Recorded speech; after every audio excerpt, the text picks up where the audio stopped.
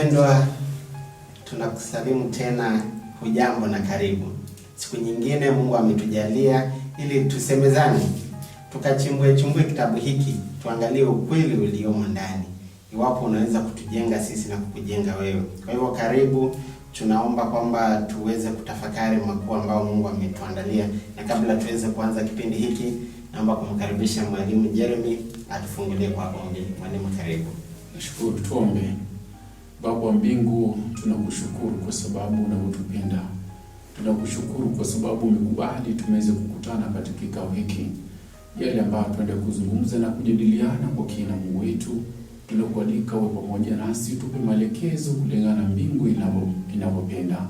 Walimu wote ambao watakuwa wakijadili neno hili, Mungu wetu, Roho wako hawe ni kiongozi wa kuweza kutupatia maneno tutakayotamka mbele za wanao.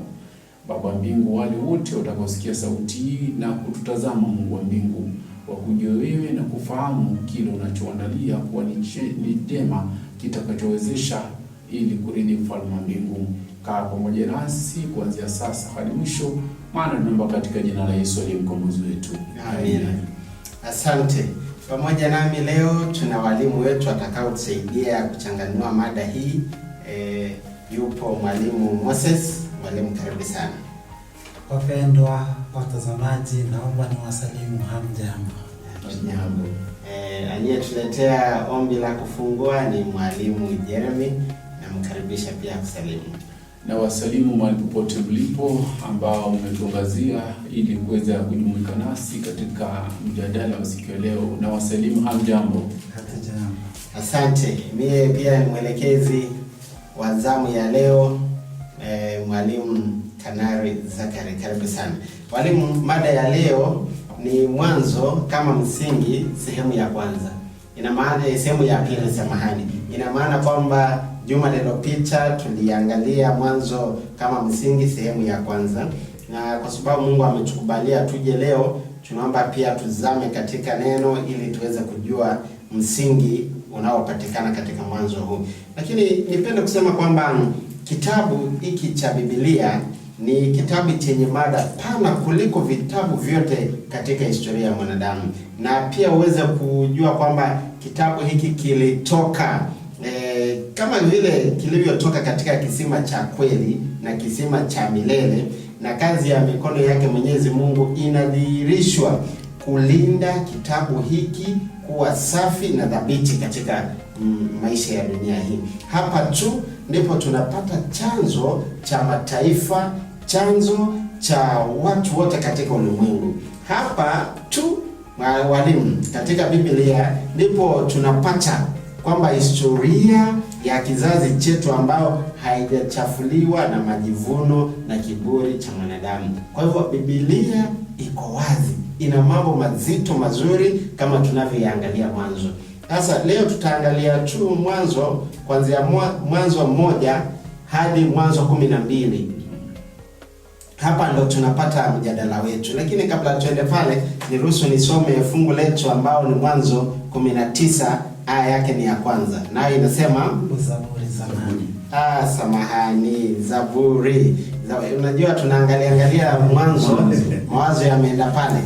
Mtazamaji, ni Zaburi 19 aya ya kwanza, inasema hivi: mbingu za uhubiri utukufu wa Mungu, na anga laitangaza kazi ya mikono yake. Sasa walimu, katika utangulizi tu tunaangalia mbingu, tunaangalia pia anga. Katika mwanzo mambo haya yalikwisha elezwa kwa kifupi tu walimu. Labda nianze na mwalimu Jeremy. Kifungu hiki kinafunguliwa wazi. Hebu tupe habari. Nashukuru sana mwelekezi. Unaposoma hilo fungu, Zaburi 19 fungu la kwanza, mbingu zinahubiri utukufu. Ni kitu gani ambacho vitu gani ambavyo viko katika mbingu yetu? Kwanza, mbingu rangi yake ni ya samawati. Ukivutia, inavutia. Lakini sasa ukiangalia ni kama kitambaa fulani kilichowekwa pale. Pia alafu ukitoka nje upande wa usiku unaona kuna nyota mbalimbali, zingine zinamulika, zingine zinatulia, ni kama zinapokezana katika ile mianga yake, zinatangaza ni utukufu wa Mungu. Haya ndio mchana. Mchana utaona kuna mwanga mkubwa ambao ni jua, na hili jua lenyewe linaangaza dunia yote kuonyesha ni utukufu wa nani? Wa Mungu. Alafu tuje kwa anga lenyewe. Anga lenyewe lina mawingu. Mawingu haya mengine yametapakaa huku na kule. Hata kuna wakati najiuliza, lile wingu ni kama mwanadamu. Yaani ni kama lina maumbo, wingu lina maumbo mazuri tofauti kutangaza nini? Utukufu wa Mungu. Sasa walimu, ndio ukiangalia Mwanzo 1 inasema hapo mwanzo Mungu aliumba nini? Mbingu na nchi. Sasa hapa Zaburi, mbingu za ubiri utukufu wa Mungu na anga laitangaza kazi ya mikono yake. Ukiangalia anga utajiuliza, haise, kazi hii ilifanyika, kuna mtu aliyeifanya. Sasa kumbe aliyeifanya ndiye Mungu, na sasa inahubiriwa. Walimu, katika maandiko kuna watu wengi wenye akili sana wanaoishi katika dunia hii na wamekuwa wakitafakari na kuchunguza ulimwengu ulitokea wapi, uliumbwa na Mungu. Matokeo yake tukapata sayansi ambao ni nzuri. Leo ukiuliza watoto shuleni, ungependa kuwa nani? Nataka kuwa daktari, nataka kuwa mwanasayansi. Kazi nzuri tu wanaoipenda. Na sasa sayansi ya kisasa ikaanzishwa. Walimu, tupe mfano. Wapo wanasayansi tu wengi wa kale. Asante. Umeme ambao tunaotumia tunamwenzi sana Franklin Benjamin. Na tunamshukuru kwa sababu ya ufumbuzi huo. Kazi nzuri. Anafanya kazi nzuri. Lakini sasa tunajiuliza, kabla ya umeme huu huku mwanzoni walikuwa wanatumia nini?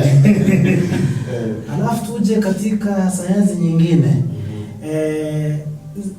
Mahabara ya kufumbuzi wa dawa. Dawa hizi ambazo tunazo zimeza kama tembe. Au ni wana sayansi. Tuje wana sayansi wengine ambao wanatajika. Isaac Newton alikuwa ameketi chini ya mwembe, akaona maembe yakianguka kwenda chini, alafu akajiuliza swali, mbona maembe basi hayaanguki yakielekea sehemu ya nini?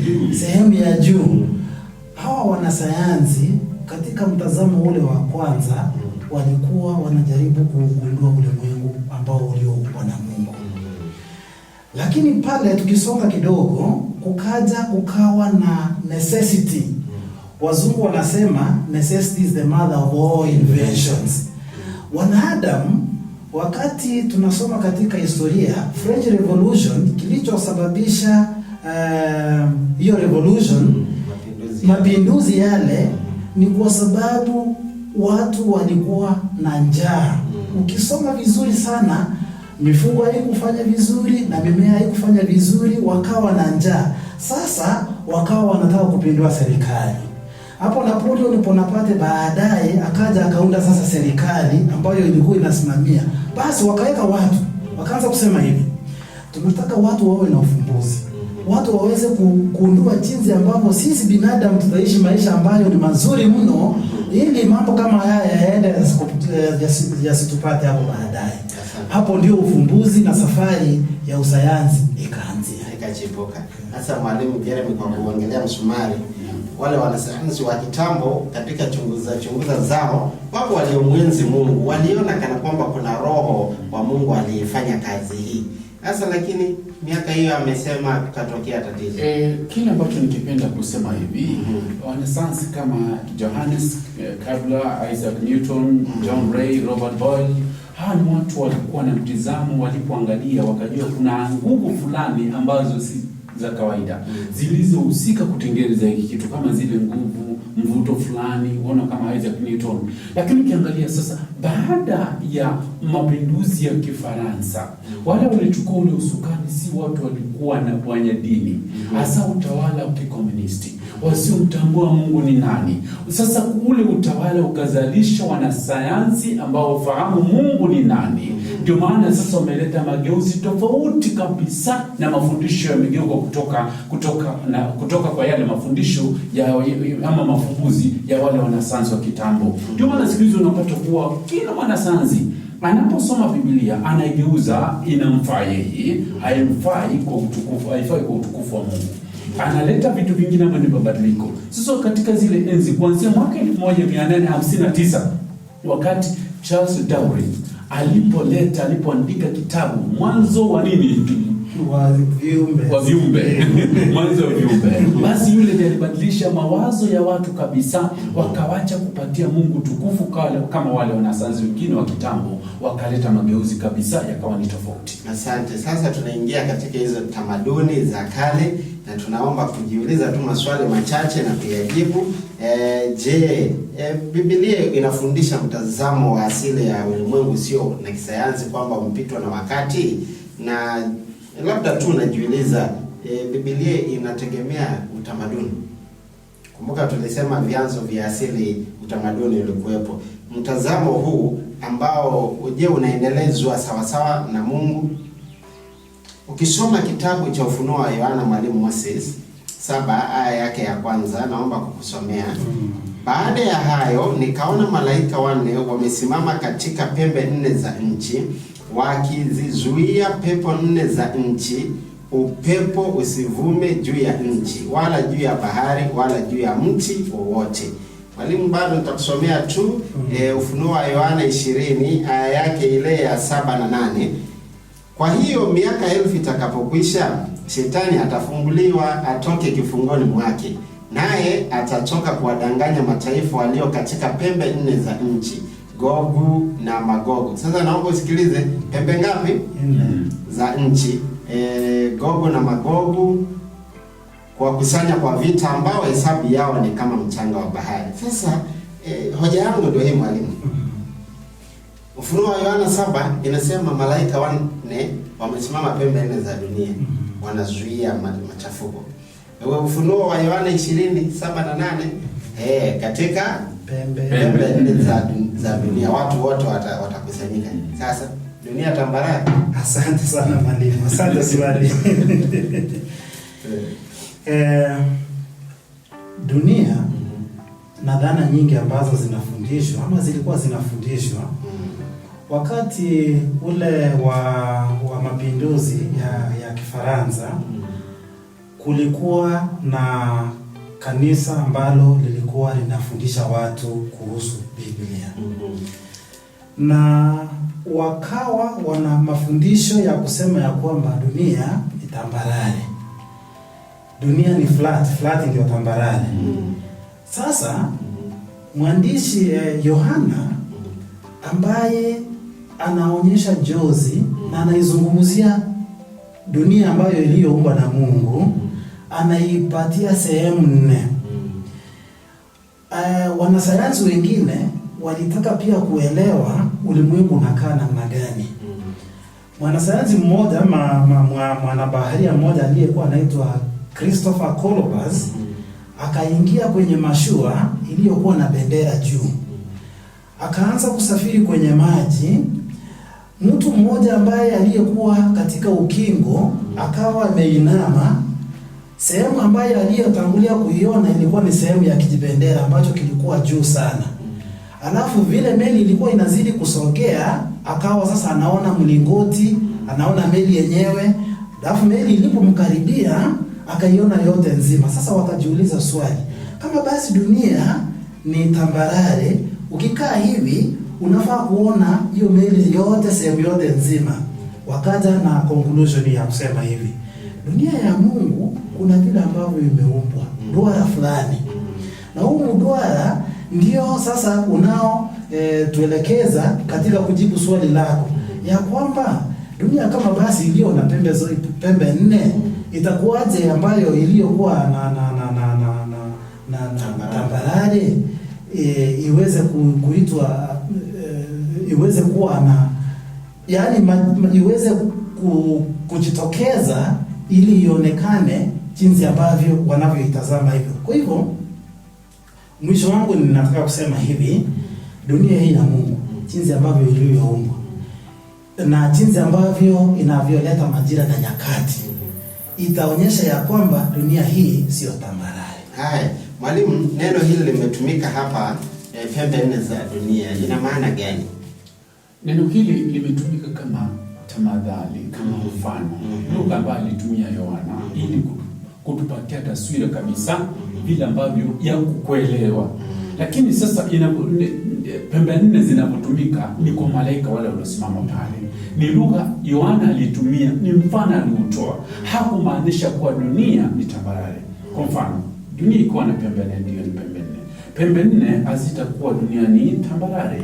Kutakuwa na mwinuko, mabonde, hata vile mwenye machaka na kuonyesha kuna miinuko na mabonde vile dunia ilivyoumbwa, na ni lugha imetumika. Alafu mwandishi anatuambia vile utakavyotumia kuwa jua linatua pia linachomoza kutoka mashariki linatua kuelekea magharibi. Je, jua linasonga? Jua lisongi. Ni dunia inafanya nini? Inasonga. Kwa hivyo ni lugha aliyotumia kutoa mfano, lakini hakumaanisha kuwa dunia ni tambarare.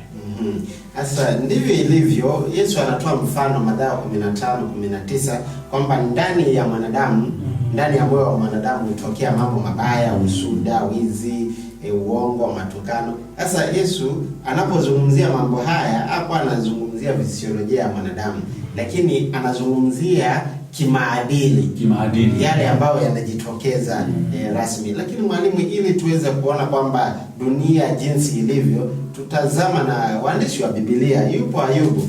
Ayubu, ukisoma kitabu chake kile cha Ayubu 26 aya ya 7, anajaribu kuelezea jinsi ambavyo dunia ya Mungu ilivyo. Ayubu 26 aya yake ni ya 7. Mpendwa mtazamaji, labda twende na wewe pale ili ukajisomea kule nyumbani nasi tunaposoma kitabu cha Ayubu. Hapa 26 aya yake ni ya 7, inasema hivi: yeye hutandaza kaskazi juu ya nafasi isiyo na kitu, na kuutundika ulimwengu pasipo kitu. 8, huyafunga maji ndani ya mawingu yake mazito, na hilo wingu halipasuki chini yake. Sasa nataka uangalie jinsi dunia ilivyo, vile ambavyo Ayubu anavyosema. Ukisoma aya ya 10 anasema hivi: amepiga duara kuwa ni mpaka juu ya uso wa maji, hata hapo mwanga na giza vinapopakana. Sasa angalia, Mungu mwenyewe anasema dunia ilivyo. Je, ni tambarare? Anasema dunia ni duara, jinsi ambavyo Ayubu anavyoelezea. Labda pia nikusomee tu kitabu kile cha Isaia 40:21 ambao pia inaweka wazi jinsi ambavyo anauliza tu maswali. Hukujua? Hukusoma? Hukusikia? Huyu Mungu ambaye ameketi juu ya duara ya nini? Ya dunia. Hazimiki, hachoki na mambo kama hayo. Kwa hivyo mwalimu, labda nisimalizie utamu pale. Unaweza kusema jambo la kumalizia sehemu ile? Dunia ina miinuko na milima na ina sehemu ambazo ni tambarare. Hivi vyote ilikuwa ni kazi ya Mungu.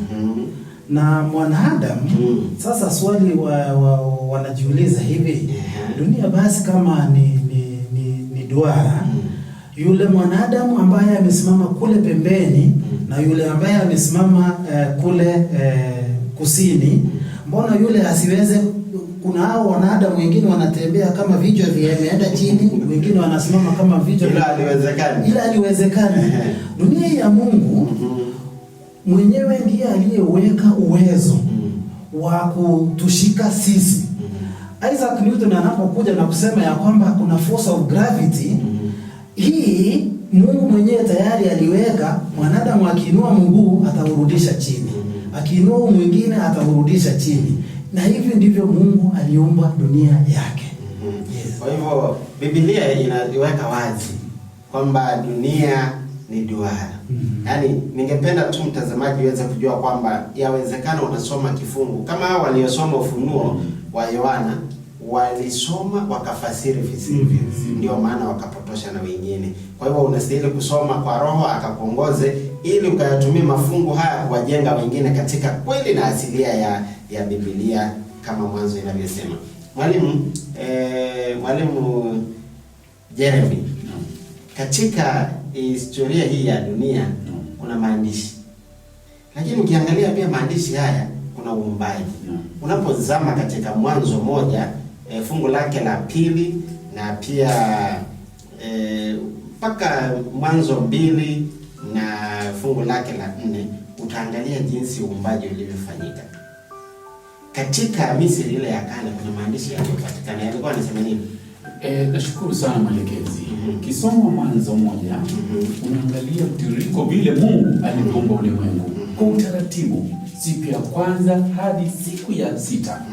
Vyote vilivyumbwa hadi alipofika siku ya 7, akaketi, akatengeneza taswira yake vizuri vile atakapomtengeneza mwanadamu. Na akaketi na baraza lake siku ya 6. Siku ya kwanza alikuwa anazungumza, sauti vyote vinajitokeza. Ya pili vivyo hivyo, mpaka alipofika siku ya 6 akaketi na baraza lake, akasema na tumfanye mwanadamu kwa sura yetu. Lakini ukija katika maandishi yaliyopatikana kule Mesopotamia na Mashariki ya Kati pale pamoja na Misri, utaona mtu anaitwa Atrahasis anakuja na maandishi yake akisema kulikuwa na miungu wengine walikuwa wanyonge, wengine hawakuwa wanyonge. Sasa wale miungu walifanya kazi, ndio sasa ikabainika kuwa hao miungu wanyonge wakauawa, damu yao ikachanganyika na matope, wakatengeneza viumbe wa kike na wa kiume ambao ni watu. Mwalimu, kwa kifupi unaelezea maandishi haya yanasema jinsi mwanadamu alivyoumbwa. Ndivyo kabisa. Kabisa. Sasa mwanadamu huyu alivyoumbwa ili aweze kusaidia Mungu ambaye alikuwa amechoka kazi, ampumzishe. Mwalimu, kidogo naomba tuende taratibu. Jambo la kwanza, mwanadamu aliumbwa vipi kulingana na maandishi haya? Maandishi haya yanasema kuwa mwanadamu, Mungu wale miungu ambao walikuwa ni wanyonge waliuawa. Kulikuwa na miungu, lakini kwa sababu ya udhaifu wao, hawana uwezo kufanya kazi vizuri, wakachinjwa, damu yao ikachanganyika na udongo, ikatengenezwa wanadamu wa kike na wa kiume. Hayo ni maandishi, msikilizaji. Kwa hivyo tutazama kwenye Biblia tujue, je, hivyo ndivyo kauli ya uumbaji ya mwanadamu ilivyo? Jambo la pili, kwa nini mwanadamu aliumbwa kulingana na maandishi hayo? Maandishi haya yanadhihirisha mwanadamu aliumbwa ili kuweza kumpumzisha Mungu.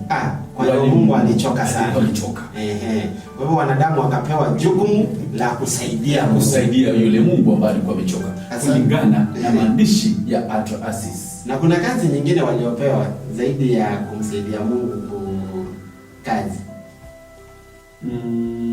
Kuna hiyo mwanamke alipewa tumbo la kufanya nini? Kuzaa. Kwa hiyo azae. Lakini neno lililotumika pale mwalimu ni kwamba aumbe, azae miungu wengine kutoka kwa tumbo lake. Wale miungu mingine na aendelee na kazi ya uumbaji. Kwa hivyo tuseme mwanamke alipatiwa nafasi ya kuzaa miungu wengine. Kwa hiyo kazi ya uumbaji ilikabidhiwa mwanamke aendelee kufanya nini? Kuumba miungu. Matatizo haya mwalimu. Atrahasis. Hasa kauli yake, sababu kuu ya kuumba mwanadamu ilikuwa ni ya kuwasaidia miungu. Kweli ama si kweli? Sasa naomba tu Mwanzo 1:26 na 27. Wewe uliumba vipi? Njia gani? Je, Mungu alitumia special care gani kuumba mwanadamu? Naomba kwa haraka mwalimu. 1:26 na 27. 26 inasema 27 tuseme. Mungu akaumba mtu kwa mfano wake.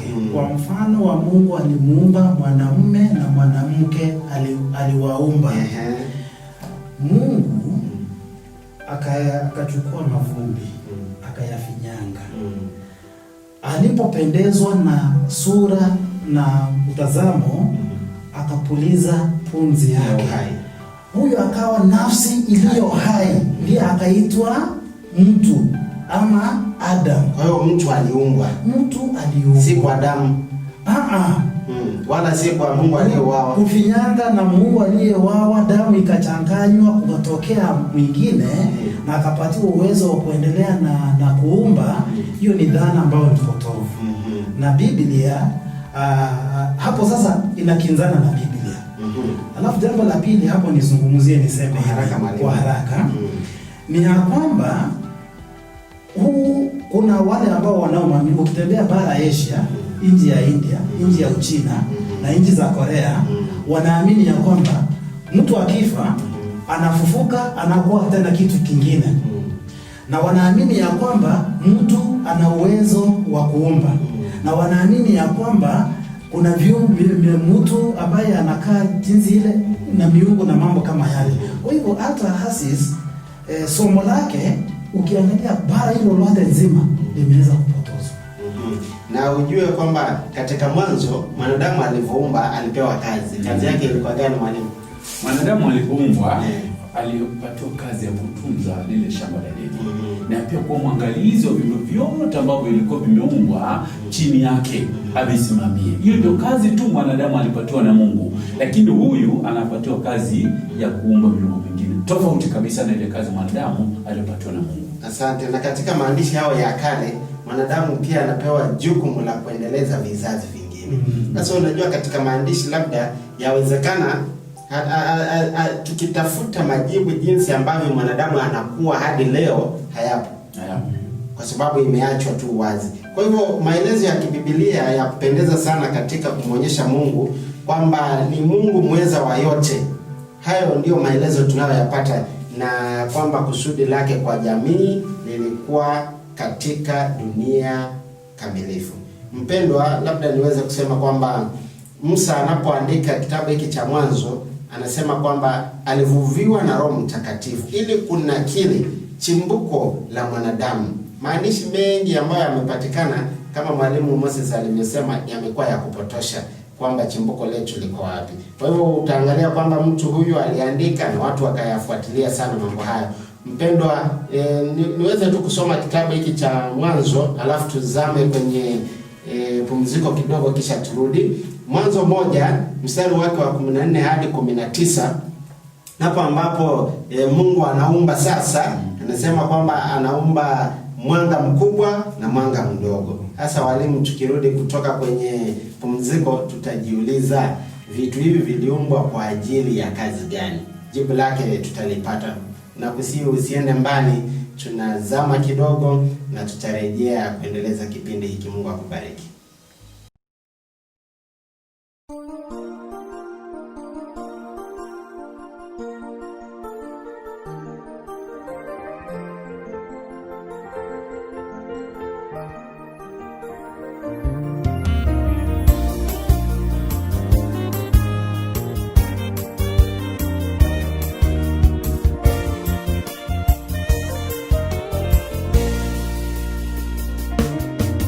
Wenye dhambi tena wahitaji, tuna asili ya dhambi hapa duniani. Tuyawazayo na tuyatendayo hayatadumu, lakini ndogo kuna matumaini kwa wale wamjuao. Watakapokombolewa watakuwa huru. Wenye dhambi tena wahitaji, tuna asili ya dhambi hapa duniani. Tuyawazayo na tuyatendayo hayatadumu, lakini ndogo kuna matumaini kwa wale wamjuao. Watakapokombolewa watakuwa huru.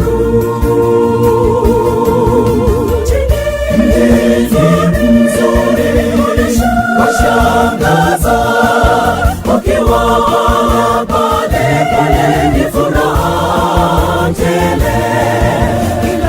Tutakuwa vijana wenye nguvu tele. Matunda yake ni matamu ajabu. Zunguka katika jiji lile Yerusalemu.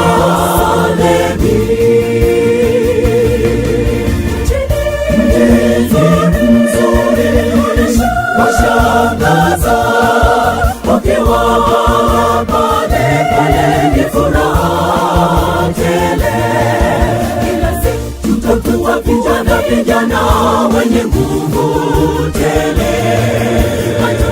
Matunda yake ni matamu ajabu.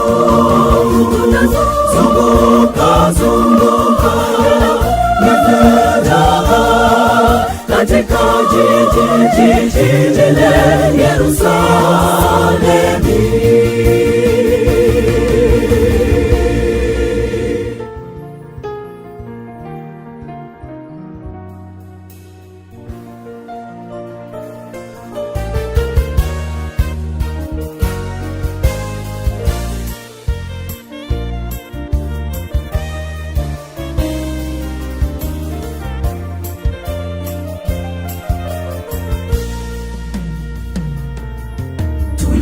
Ndugu, nani ataeleza mambo mazuri kwa wale wamchao Mungu? Imeandikwa kwamba huko juu ni maajabu. Tafakari kwa macho ya kiroho, mbinguni itakuwaje? Tazama uwe mshindi, ukashuhudie. Ndugu, nani ataeleza mambo mazuri kwa wale wamchao Mungu? Imeandikwa kwamba huko juu ni maajabu. Tafakari kwa macho ya kiroho, mbinguni itakuwaje? Tazama uwe mshindi, ukashuhudie.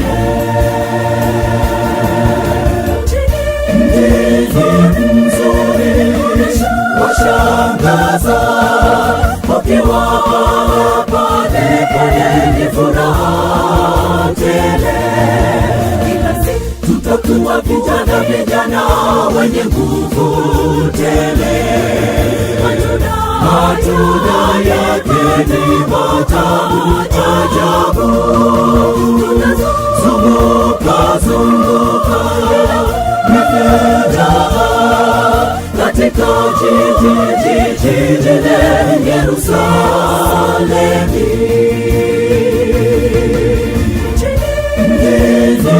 Nzuri washangaza wakiwa pale ni furaha tele. Tutakuwa vijana wenye nguvu tele. Matunda yake ni matamu ajabu. Zunguka katika jiji lile Yerusalemu.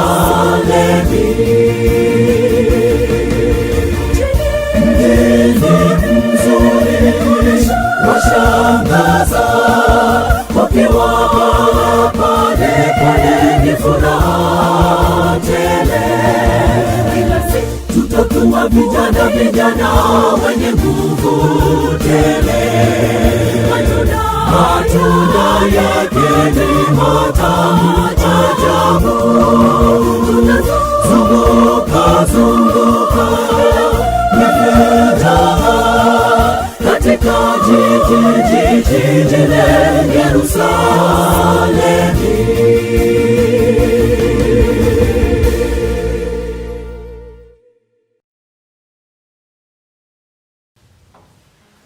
Nakushukuru mpenzi mtazamaji kwa kuzidi kuwa pamoja nasi.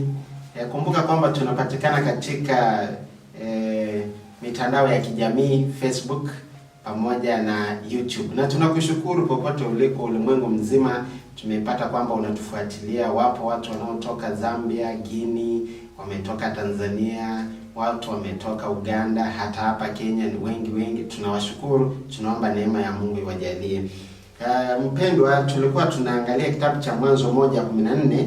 Ni mambo mazuri tu hadi 19, lakini mwalimu Moses kwa kifupi Mwanzo 1:14 nitasoma. Inasema hivi: Mungu akasema, na iwe mianga katika anga la mbingu ili ichenge kati ya mchana na usiku, nayo iwe ndiyo dalili na majira na siku na miaka. Sasa mwalimu, ukiangalia Musa anapoandika kitabu hiki anaandika katika mazingira gani? Musa anapowatoa wana wa Israeli Misri awaelekeze Kanaani, ndio alipatiwa haya maneno ya kukiandika kitabu hiki cha Mwanzo. Musa huyu aliyekuwa amejifundisha mila ya Wamisri. Kumbuka Musa huyu alikuwa amejifundisha tabia ya Waebrania. Kwa hivyo Musa alikuwa amejifundisha yale ahadi Mungu aliyokuwa amewapa wana wa Israeli, na alikuwa amejifundisha mambo ambayo yaliyokuwa yanatendeka kule Misri. Kwa mfano, Misri walikuwa wanaabudu miungu. Na katika kule kuabudu miungu wakawa wanajichagulia miungu wao wenyewe. Kwa mfano, walikuwa na mungu wa jua. Walikuwa na mungu wa mwezi. Kuna wengine walikuwa wanaabudu milima. Na ukiangalia katika historia sana, mji huu wa Misri ni mji ambao uko na historia nzito sana na sehemu moja hapo ya muhimu katika uumbaji. Kwa hivyo unapoona kitabu hiki cha Mwanzo 1:14 Mungu anatumia maneno haya kupitia kwa Musa. Anasema na tuweke mwanga.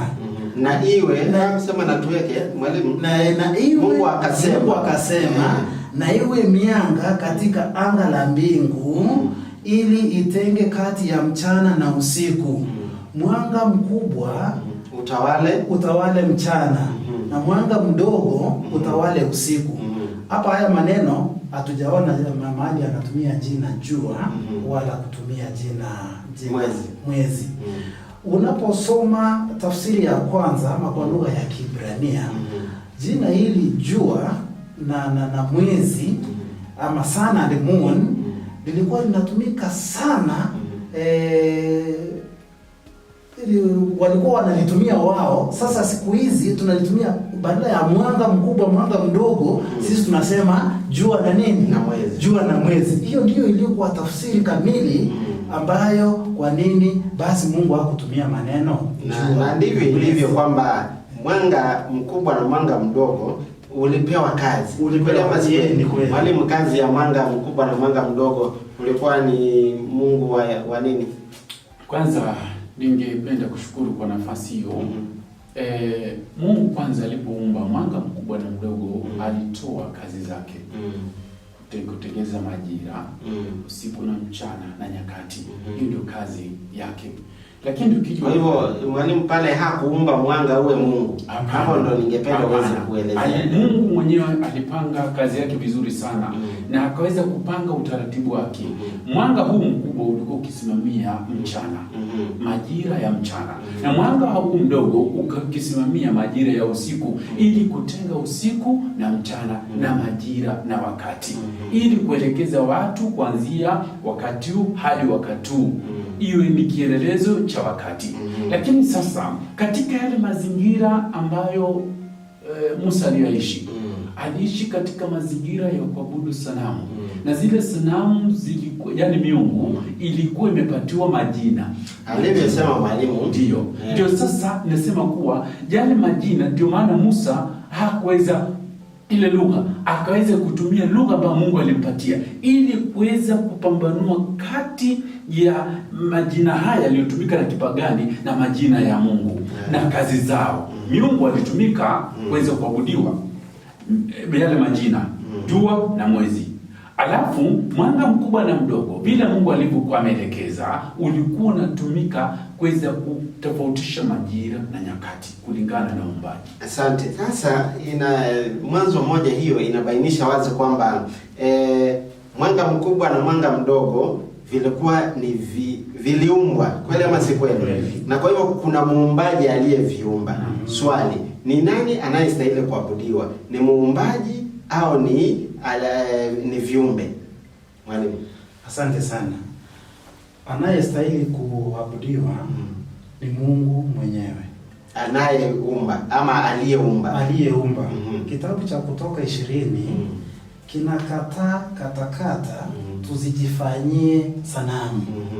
Na sanamu hizi kama iwepo ni ya kuchonga ama ni ya kujitengenezea ama ni kiumbe mojawapo Mungu aliumba. Kwa hivyo anayestahili kuabudiwa ni muumbaji, sio kiumbe. Asante mwalimu. Sasa mwalimu, ningependa tena tuweze kuelewa jambo hili wazi kwamba wakati walikuwa wanaabudu jua, wapo watu wengi wanaoabudu jua hata leo. Na ndio maana ibada bandia ikaja, ibada ya kuabudu jua. Sasa wapendwa, ninaomba kuuliza swali, iwapo kweli jua lilikuwa ni Mungu, hebu niwasomee kitabu cha Yoshua alafu mnipe jibu. Yoshua ni 10, aya yake ni ya 12. Mpendwa, kitabu hiki nakipenda sana, Yoshua mwana wa Nuni.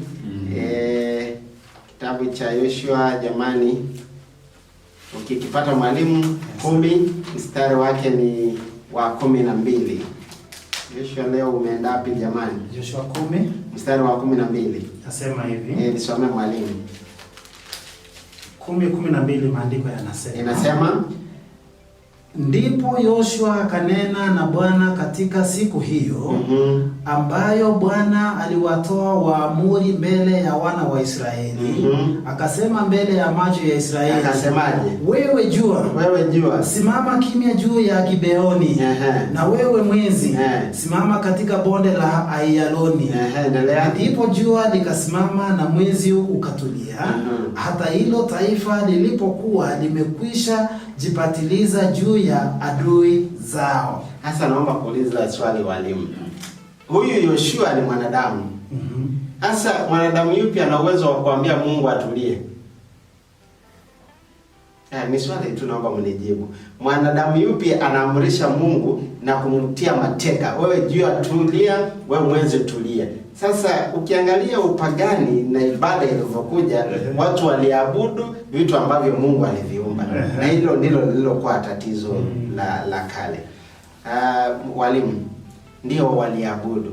Na kwa nini unafikiria shetani anatutoa katika ibada ya kweli, badala ya kumwabudu Mungu muumbaji, tunaabudu alivyoviumba? Mwalimu Moses. Shetani jinsi ambavyo tulisoma katika Mwanzo 3 alijulikana kama nyoka, ibilisi. Ana mbinu. Sasa shetani amesoma mahabara ya uumbaji. Anajua kile ambacho Moses anapenda, Kanari anapenda, ndugu Jeremy anapenda. Anavigeuza na anavitumia kwavyo ili kusudi wewe bila kujua unaanza kuviabudu vile na unamsahau Mungu.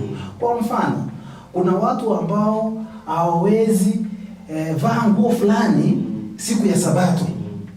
Na hiyo nguo ikiharibika haji Sabato. Kwa hivyo nguo inakuwa ni ya msingi sana kuliko Sabato yenyewe. Na kuna mambo mengine mengi, sijui mwalimu kama niko na muda niweze kusoma fungu moja. Matumbo yao, watu wanaabudu matumbo yao.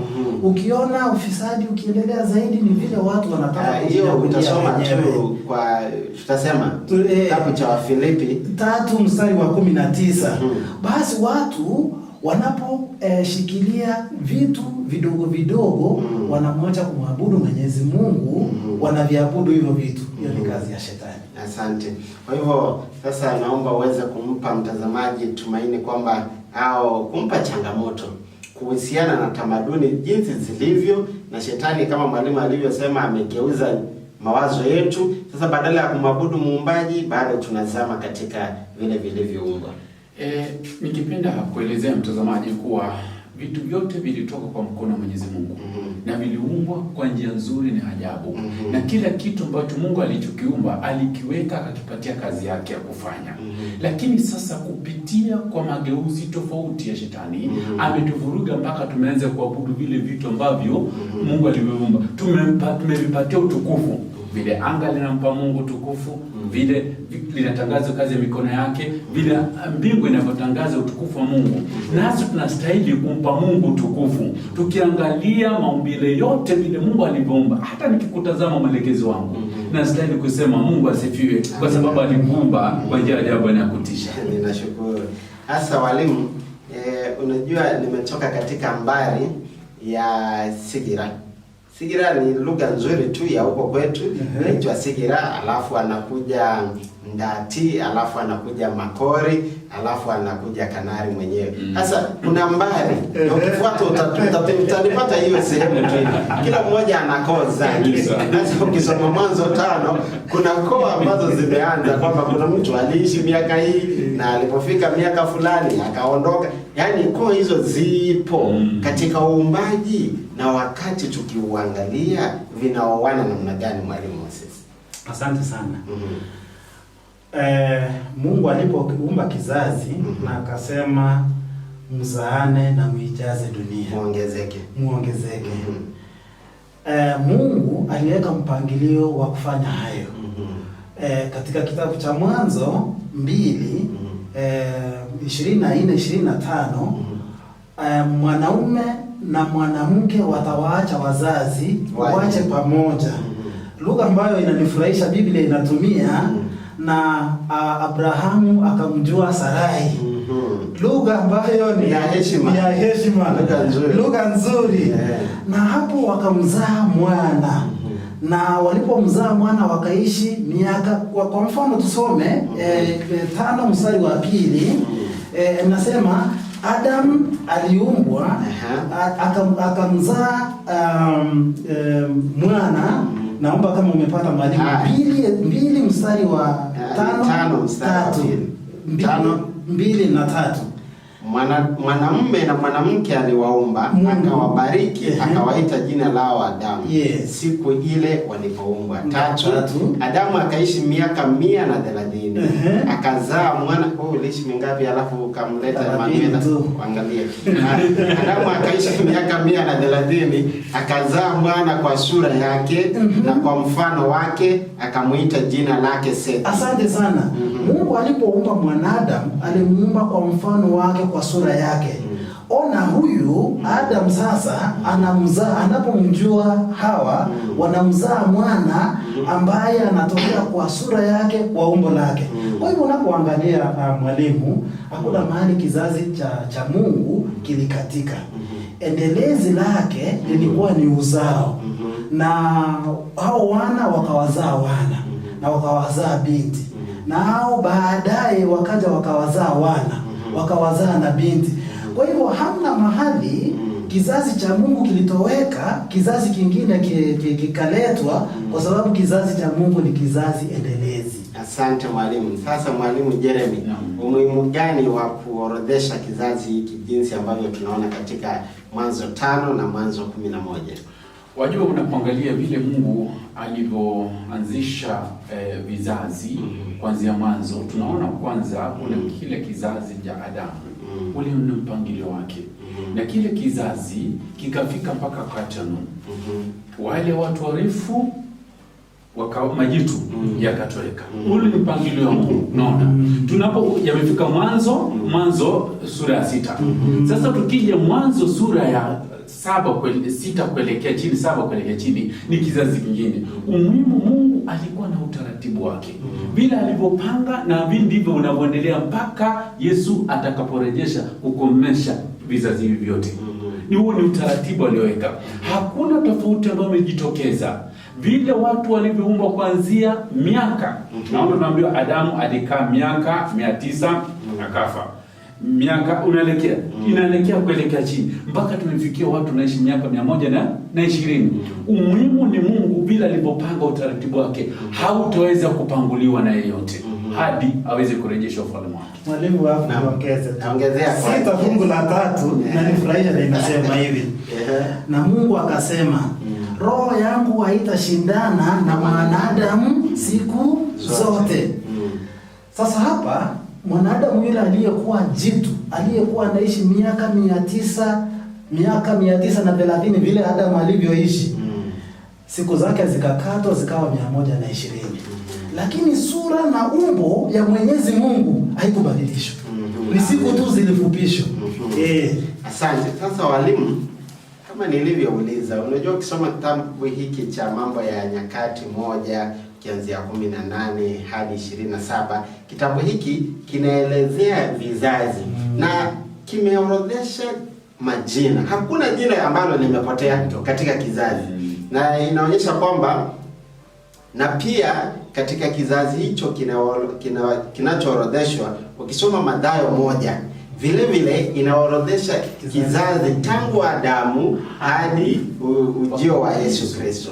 Na sasa walimu, unafikiria ni kwa nini kizazi hakijapotea hata kimoja? Vizazi tangu Adamu mpaka wewe ulivyo, mpaka mimi nilivyo, bado kipo. Kinatuambiaje kuhusiana uhusiano wetu na Adamu, uhusiano wetu na mwanzo wa uumbaji, mwalimu?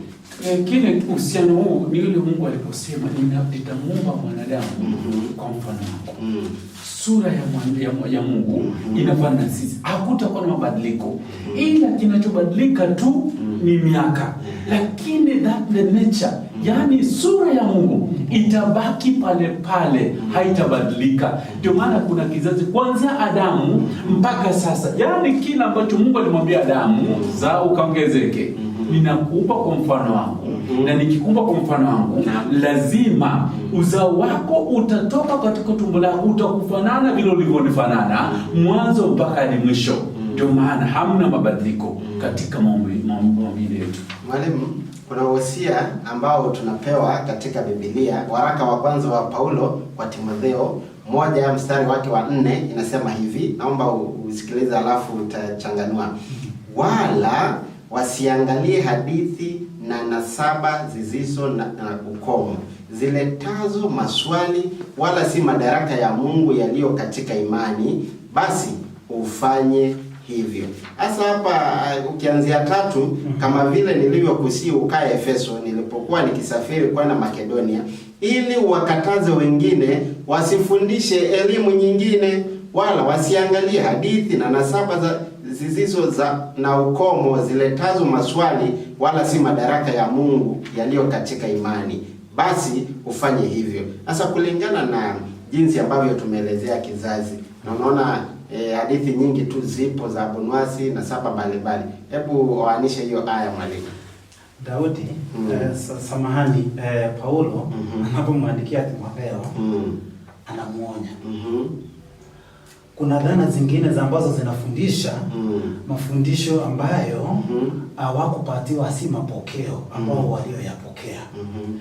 Na wanaonywa kabisa. Na sisi sasa tunaonywa. Ni mapokeo yapi ambayo tulioyapata? Na jinsi gani ambavyo tunavyoyaendeleza? Kama tumepokea mapokeo ambayo ni tofauti na uumbaji na vizazi vya Mwenyezi Mungu, hayo ndio mapokeo Paulo anasema nimewakanyeni na nimewaonya. Asante mwalimu. Mwalimu Jeremy, namsomea Tito 3 mstari wake ni wa 9. Unasema hivi: lakini maswali ya upuuzi tujiepushe nayo, na nasaba na magomvi na mashindano ya sheria, kwa kuwa hayana faida, tena hayana maana. Hasa katika chimbuko la mwanadamu kuna maswali tu ambayo ni ya kipuzi yanayotokea. Paulo anajaribu kueleza kwamba mambo haya tuepukane nayo. Mwalimu, nashukuru sana. Kuna maswali mengi mara nyingi uchipuka yako kando na Biblia na mafundisho Biblia. Na ukijaribu kuyafuata hayana msingi wote. Hayakupeleki popote. Yanazua tena maswali mengine, unajiuliza naona majibu. Lakini ukiangalia Biblia yenyewe kuanzia mwanzo mpaka mwisho, Biblia imejikusanya vizuri. Ukijiuliza swali unajibiwa na Biblia vizuri, unatosheka. Ndio maana naambia kuwa maswali mengine tunayapata ya kipuzi tuyaache, kwa sababu hayana matumaini kwetu. Cha msingi ni yale mafundisho ambayo yako kwa Biblia. Kwanza mwanzo, muumbaji, vile Mungu alivyoumba. Kuna watu wengine wanakuja na dhana zingine ambazo ni za uumbaji. Ati ulimwengu ulikuja kwa kishindo fulani, mikusanyiko ya gesi mbalimbali ziligongana, zikatengeza vumbi, dunia ikachipuka. Alafu nasema ikachipuka vipi? Dunia ilikuwa wapi? Ndio maana Mungu anauliza Ayubu. Ayubu 38 fungu la kwanza. Kwa wewe kama mwanaume jifunge kibwebwe, uwe tayari ni kuulize maswali. Ayubu anasimama, anajifunga kibwebwe, alafu anaulizwa maswali. Fungu la kwanza, ulikuwa wapi nikiweka misingi ya ulimwengu? Swali kama hilo usikubali Mungu akuulize maswali. Ndio maana tunaambiwa kwa hivi Paulo anapoongea katika hicho kitabu anatutahadharisha. Kuna vitu vingine tutakavyojihusisha vitupotoshe na ile kweli ambayo iko kwa Biblia. Asante. Walimu, tunapoangalia Biblia nzima ina mambo mengi kuhusiana na uumbaji. Maandiko yote yamejaa uumbaji. Lakini ukumbuke uumbaji huo umetokana na Mwanzo 1 hadi Mwanzo 11. Mambo haya yote Biblia nzima mada yake imekita mizizi hapa. Kwa mfano, ukisoma Mathayo 19 aya 4 na 5, mwalimu, Hii aya tulisoma wakati uliopita. Lazima niisome tena? Haya, elezea kidogo. Mwalimu, labda utatuambia kuna aya tu nyingi katika Agano Jipya ambazo zimetoa mada kutoka uumbaji mwanzo. Labda anapotazama zile zilizozungumziwa na Paulo, nizungumzia zile ambazo zilizungumziwa na Yesu. Mathayo 14 mstari wa 4 hadi 5. Mwalimu, endelea. Yesu anawajibu hao Mafarisayo. Anasema hivi, mume na mke waliumbwa, he created them. Na anawaelezea mwanamume atamwacha baba na mama, mwanamke atamwacha baba na mama, wawe kitu kimoja. Na aliyeunganishwa mwanadamu yeyote asifanye nini? Asitenganishwe. Na unaona Yesu pia vile vile ananukuu katika kitabu cha Marko 10 mstari wa 6 hadi 9. Anatumia yale maneno. Ukiangalia hivi vitabu vya Injili, Mathayo, Marko na Luka na Yohana walikuwa wananukuu maneno haya Yesu akiyazungumza yeye mwenyewe. Kwa hivyo Yesu mwenyewe aliyarejelea yale mambo ya uumbaji, na akasema na ilikuwa hivi ya kwamba hamna mtu yeyote ambaye aliyepewa ruhusa ya kupeana talaka. Kwa sababu mlikuwa na shingo ngumu vizazi vyenu, Musa akaandika akasema hivi, basi hebu na mtu ampatie nini? Lakini sasa hivi Yesu anatufundisha na anatuambia hivi, haikukuwa hivyo. Ni kwa sababu ya hao watu walikuwa na shingo ngumu. Sasa Yesu anatushauri na anasema hivi ya kwamba watu hawa wasitengane. Watu hawa waendelee kuleta kizazi na uzao. Alafu watu hawa uumbaji huu ni uumbaji unazidi kuendelea. Anasema hivi, labda tu basi kutakapotokea fornication ni usinzi, basi hilo ni chukizo kubwa sana. Na mwalimu, niruhusu nizungumzie hilo. Una dakika moja tu. Mungu na binadamu tuna uhusiano. Mungu ni wa mahusiano. Anapoona tunapotoka anaihusisha na ndoa. Anaona ni watu ambao hatustahili kabisa, na hata hakupeana room ya kutoka kwa maandishi yake. Asante mwalimu. Mwalimu Jeremy, nashukuru sana. Unaposoma kitabu cha Yakobo 3:9 inasema, kwa huo tumuhimidi Mungu Baba yetu, na kwa huo twawalaani wanadamu waliofanywa kwa mfano wa Mungu. Unaona, Yakobo anasema hivi, tunamuhimidi Mungu ambaye ni Baba yetu, aliyetuletea Kristo, aliyetuumba mwanzoni na akatuweka katika ulimwengu na kutuandalia ukombozi sisi wanadamu tulianguka. Alafu anasema hivi, tunawalaani wale wanadamu wanaojiita Mungu. Unaona, kuna watu wengi wamejiita Mungu, kuna watu wamejifanyia miungu, wameacha kumpatia utukufu. Ndio maana unapomwangalia huyu Yakobo anatoa kauli yake akisema, tunatoa laana kwa wale watu ambao wamepotosha wengi kutoka kwa kumpa Mungu tukufu, wamejipatia utukufu ama wamepatia viumbe vingine ambavyo Mungu alivitengeneza kwa mkono wake, wamevipa utukufu badala ya kumpa Mungu tukufu. Asante. Sasa walimu, katika kutamatisha, sasa mimi sijai kumwona Mungu, nitamwamini hivi kwamba yeye ndiye aliumba vitu? Sijai kumuona. Sasa kuna mtu kule nyumbani anajiuliza maswali mengi, huyo Mungu anapatikana wapi? Yeye haje kanisani. Tumesema kwamba shetani anatutoa katika kumwabudu Mungu, tunaabudu vilivyoumba. Wapo wanaoabudu wanyama kama ng'ombe, wapo wanaoabudu miti, wanaoabudu milima, yaani ibada mbalimbali. Sasa mimi nitapataje huyu Mungu?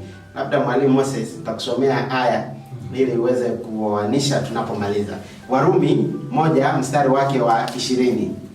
Biblia inasema, kwa sababu mambo yake yasiyoonekana tangu kuumba ulimwengu yanaonekana na kufahamika kwa kazi zake, yaani uweza wake wa milele na uungu wake, hata wasiwe na udhuru. Yaani kuna sababu ambao yaani hakuna mtu atatoa sababu ya kumjua Mungu atakaporejea mara ya pili. Asante sana. Vile ambavyo tulianza, wanasayansi wao walikuwa wanadhani wanafanya ufumbuzi wao, kumbe wanafumbua uumbaji wa Mungu. Na sisi na kizazi hiki ambacho labda tumefundishwa na kulelewa kwa dhana ambazo zinatufundisha ya kwamba hakuna Mungu, kuna miungu. Mungu wetu ni wa ajabu sana. Ana njia nyingi ambazo anajidhihirisha. Mwalimu, kwa haraka, njia zipi hizo? Una dakika moja. Asante sana. Ili tuweze kujenga imani, Mungu anao uwezo wa kuwafikia wanadamu wote katika kizazi hiki. Na ninashukuru ya kwamba anasema hivi, neno hili lake litahubiriwa pembeni duniani kote, ili liwe kama shuhuda kabla ya kurejea kwake mara ya pili. Kwa hivyo hata wale ambao hawajamjua Mungu kuna nafasi ya kuwafikia. Asante. Bado ningali tu pale Mwalimu Jeremy. Hapa Paulo baada anazungumza kwa Warumi. Unajua ukianzia 19 inasema huyo Mungu. Hasa 20 anasema hakuna mtu atakuwa na sababu ya kusema hakujua. Mambo ambayo yalikuwa yamefichika yamedhihirika. Hasa anataka kuelezea, ukiangalia mahali unapokaa, kila kitu kinasema habari za Mwenyezi Mungu, kama tulivyosoma pia katika Zaburi 19 aya ya kwanza. Mwalimu, nashukuru sana. Kila ambacho Paulo kwanza alichokizungumzia ni ukombozi wa Kristo. Yaani Kristo alipokufa alikuja kwa ajili ya wanadamu wote, na habari zake zilitangazwa. Ndio maana Kristo anaposema unaponiona mimi umemwona nani?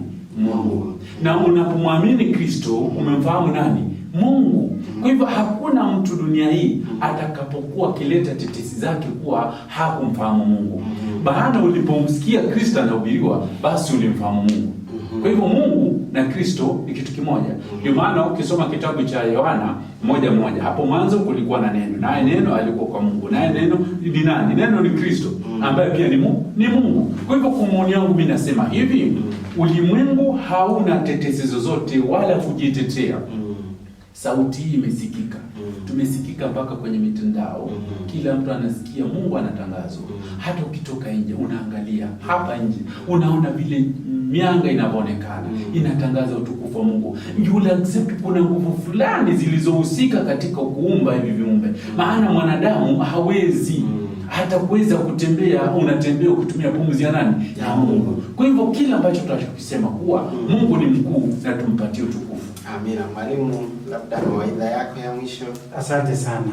Labda yale mambo ambayo tuliyoyatenda katika siku zetu za zamani, Mungu alifunga macho na hakuyahesabu. Lakini sasa neno lake limewekwa wazi mbeleni mwetu, litakuwa ni hukumu. Himizo letu ya kwamba unapopokea mapokeo ambayo ni halisi, kimbizia jirani yako ili na yeye aweze kumwelewa Mungu huyu ambaye ni muumbaji. Asante. Kwa hiyo kitabu cha Mwanzo kina majibu ya maisha yetu yote. Tunakushukuru kwa kuwa pamoja nasi. Lila, naomba tu kusema kwamba ndugu mpendwa, imefunguliwa wazi kwa Roho Mtakatifu. Inatueleza chanzo chetu na jinsi ambavyo Mungu anavyotupenda atakatuletea ukombozi. Tunapomaliza, Mwalimu Moses, tufungie kwa ombi. Ombe. Ishi mbinguni Baba Mtakatifu, tumeweza kunena kama wanadamu. Tulikushauri uweze kuanza pamoja nasi, utupatie maneno ambayo uliyotarajia watazamaji waweze kuyasikia. Baba uliye mwema, mahala ambapo hatukuweka sahihi, tunaomba Roho wako Mtakatifu aweze kuweka sahihi na vyema zaidi. Na lugha ambayo tumeweza kuitumia kama ya binadamu, tunaomba uwezo wa mbingu uweze kuingia katika kila nyoyo za wana wako na wale ambao wanaotazama na kusikiliza.